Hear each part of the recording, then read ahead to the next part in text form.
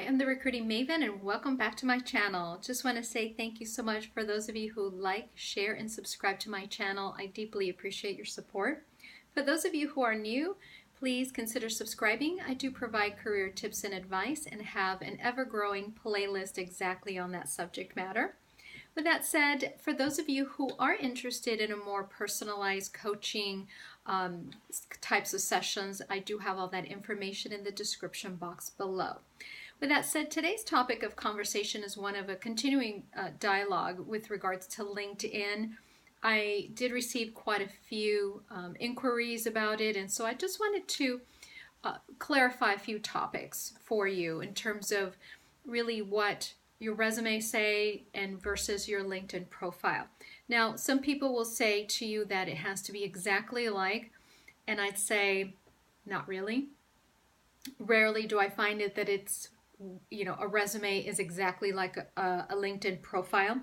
And by that I mean that, in your resume, we're not talking about CVs either, so let's leave that aside because I did a video on that, so I'll link that up in the corner here for you, for those of you who are wondering.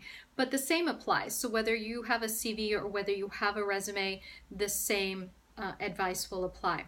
Now, what I do find is, believe it or not, a lot of errors in not only the summary section of the profile on LinkedIn. Skill sets are not always filled in 100%. And so I don't have the expectation as a recruiter to find every single skill set that I'm looking for on LinkedIn versus a resume. LinkedIn is sort of, a way of sort of an appetizer, if you will. And I know that's not to diminish LinkedIn. I absolutely love the platform and used it for a lot of years, also LinkedIn Recruiter. And I do enjoy using that. However, again, I'm not looking for every fine detail about your background on LinkedIn. Again, I'm just really wanting to know a little bit about you, your career highlights, where you've worked. So don't think that your resume or your CV has to be exactly, has to echo the exact same information on LinkedIn. So don't worry about that. Also, I don't have any expectancy, in terms of your resume and when you finalize your application. And I know that might be a little bit off topic, but that is a legal document. I am going to use it for your background search, so you can include a lot more, is what I'm saying, a little bit more detail, information in that. So make sure that you understand that piece, and I'll go into it in another vlog if you want me to. Now, going back to LinkedIn, a great picture is nice. Again, just keep it professional. However, one of the things that I think a lot of people overlooked about, profiles is, that wonderful background piece. I like it to reflect a little bit of your personality. As a recruiter, I'm looking for things and hints about you, who you are, maybe what interests you. And as an example, I'll use myself. I actually have a picture of the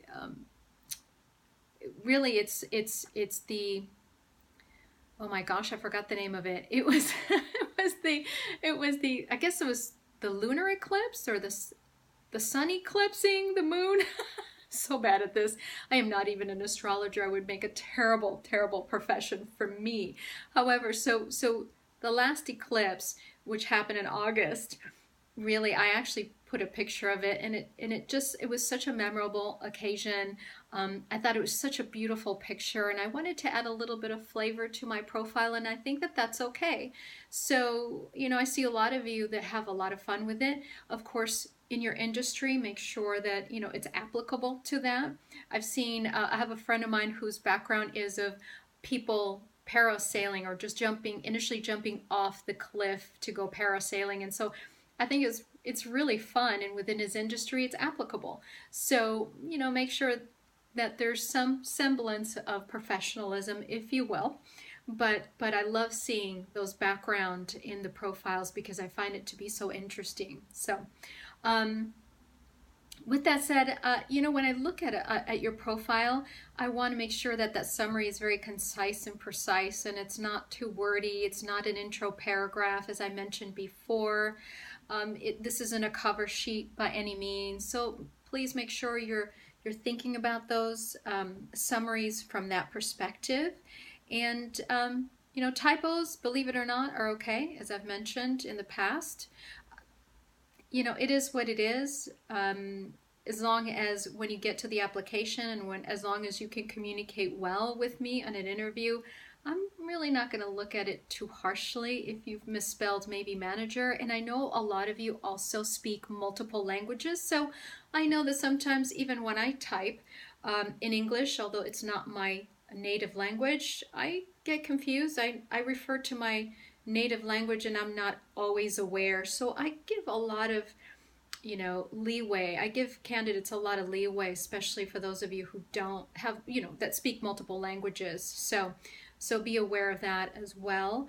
And those are little tidbits that people don't often talk about on LinkedIn. I know it's, have a great shot and do this and do that. And it gets to be a little boring. Make sure that you're networking appropriately. Make sure you're reaching out to connections and getting recommendations. Well, I think we all know that by now. So I wanted to provide you with a little bit more of flavor to LinkedIn and how I approach it as a recruiter. And so hopefully you did find this useful to you. Again, for those of you who are needing some coaching advice and more one-on-one type of situation, I'd be happy to hear from you. Again, all the links are in the description box below. With that said, I do wish you have a lovely rest of your day and a wonderful week ahead. Take care. I'll see you soon in my next video.